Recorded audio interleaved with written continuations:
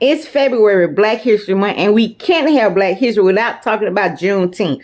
Now, Juneteenth started in Galveston, Texas, June 19th, 1865, but we can't start there. We have to go back a few years, then come back to Juneteenth to put everything together.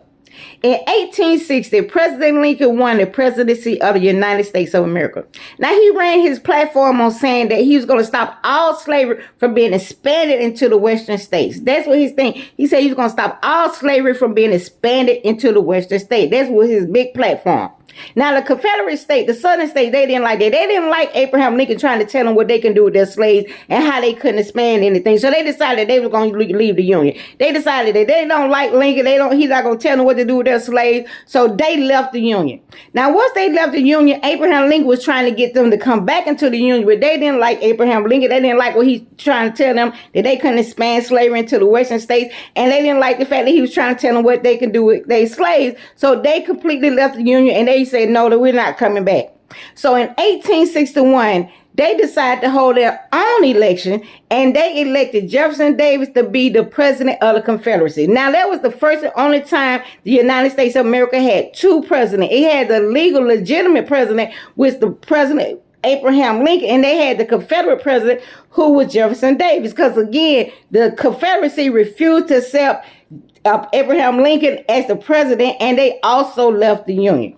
Now, in 1861, later on that year, the Confederacy decided to shoot off the first shot in South Carolina, which started the Civil War. About a year later, Abraham Lincoln sent the southern states, the Confederacy, a preliminary Emancipation Proclamation warning saying, hey, if you don't come back into the Union, then I'm going to free your slaves. Now, I know a lot of people think the Civil War started before the freedom of slavery, but that's not true. The Civil War started to save the Union and to stop the expansion of slaves going into the western, out west. Abraham Lincoln actually said, if I can save the Union without freeing one slave, I would.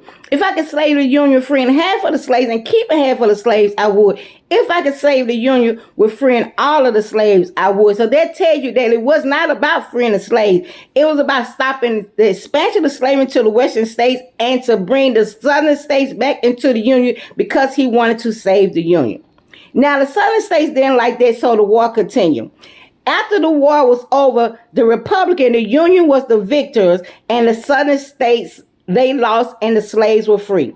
Now, Jefferson Davis was tried in Georgia, and he was locked up for treason.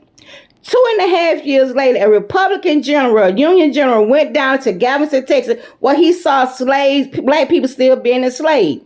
He was shocked because he thought everybody knew that slavery had been abolished 2.5 years earlier. But of course, they didn't know because they can't read. They slave masters weren't going to tell them. So they were still in chains and still been enslaved.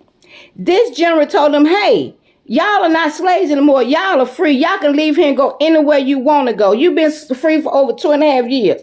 Those slaves left Galveston, Texas. They left those plantations. And ever since then, every year after that, they celebrated June 19th as their day of independence because that was actually the day that they were set free. Just a little Black history.